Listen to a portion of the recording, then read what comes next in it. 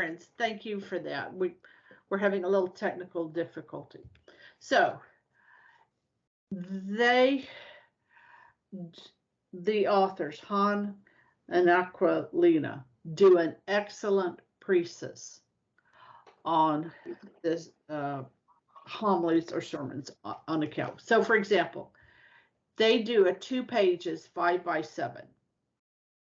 The original text was 113 pages long.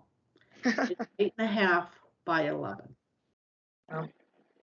Now, it's true at this time they aren't under the severe persecution after the lifting with the Edict of Milan. So they don't have the fire breathing down them. But even so recent as 1863, the speaker before President Lincoln's Gettysburg Address spoke for 2 hours. And everybody thought that was just the way things were done. Mm-hmm. So they do to boil down 113 pages into 2 without losing the essence, right? The essence and the content. Kudos for them just for that. Right. I have in the notes where you can read St. Gregory of Nyssa's reflections in its entirety. That's one of the nice things about it. And then following this, there's meditation and prayer. There's the memorization, a sentence to memorize, which internalizes the concept and application to personal life. Okay. So this is his exegesis on coming in, like that the passing through the Red Sea is the paradigm by which we should look at our entry into the church. Right. It's baptism. And that as the Israelites left sin behind and they moved forward, and how was that going to look like now that they're not in Egypt? Right. And they're going to have to shift themselves, as it were. Right. It is very interesting, that I always used to joke about the fact that I didn't want a spiritual director, I wanted a slave driver, right? So that I could grumble and gnash my teeth, when he told me to do something. I could do it, but so there is an element, not of where you said that the glory of God is man fully alive. Yes. So, and man fully alive is man who is in control of his faculties and in control of his reasoning and in control of his intellect and his will. That's correct. But for sinful man, that's so very hard because it's such a level of responsibility. And I think you see it even more now. So many people don't want to be responsible. They'd rather somebody take care of them. Oh, absolutely. Absolutely. I heard one, and I'll just throw it out there and everybody can go do their own research. But I've heard some scholars suggest that maybe as little as 10% of the Jews decided to follow Moses out of Egypt. Yeah. 90% decided to stay home. Yeah. I knew the majority decided. I didn't know it was that low. Maybe we can quibble on that. But the point is that. Right. And then when you're in that period of, you see how vulnerable they are at that immediate period, right? And how very, very quickly their hearts are turned back to the worship of the idols when the head or the shepherd, is removed from their midst, as it were, right? When their leader is sent up to the mountain to commune with God, right? To even though they know, maybe intellectually, they know that it's for their own betterment and their own good, physiologically, like they're so weak and they can't endure the separation.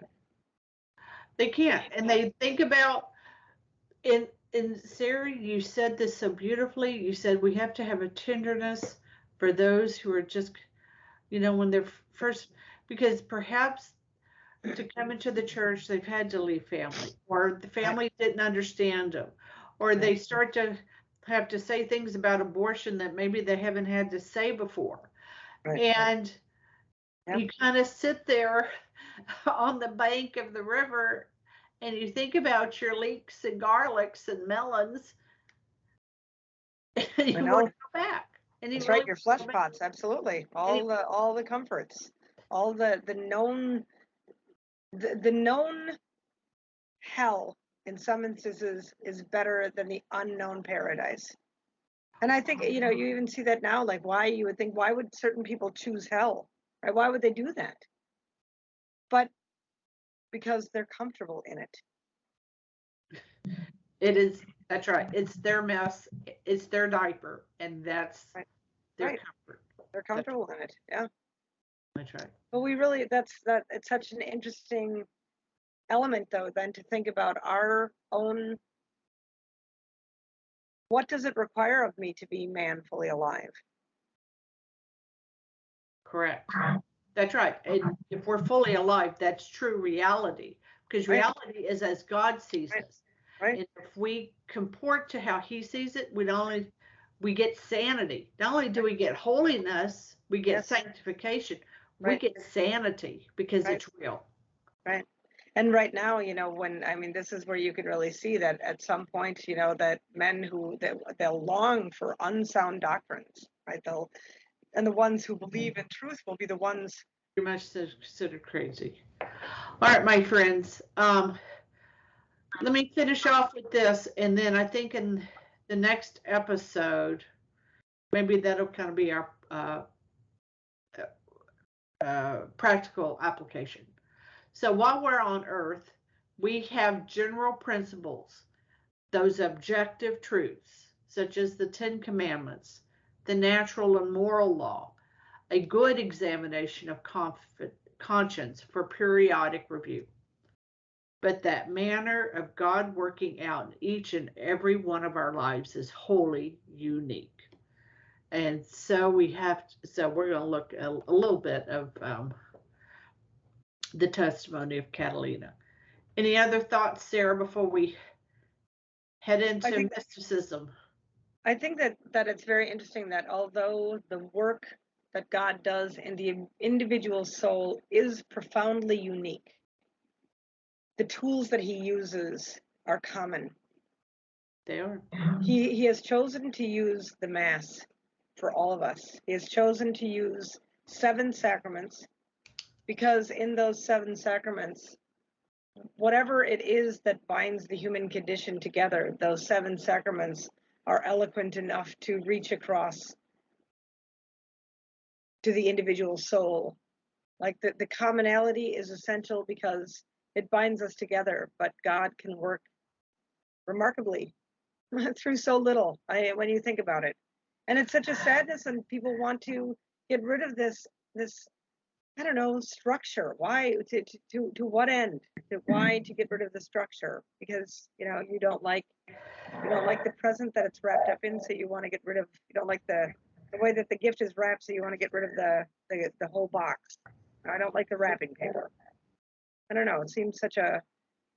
I don't know. Well, I guess that goes to that point where it's the narcissism of the self that thinks that they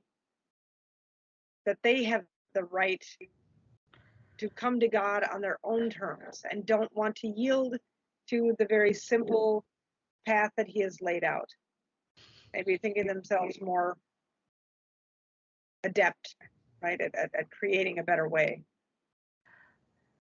How many incidents, especially recently, has that shown to be true? Very true. All right, my friends, we are going to turn now to a mystic, and with the ecclesial approval, her bishop's approval, and see how we live out this commonality of faith in each of our own lives in a personal way. Till then, Fide Serratio.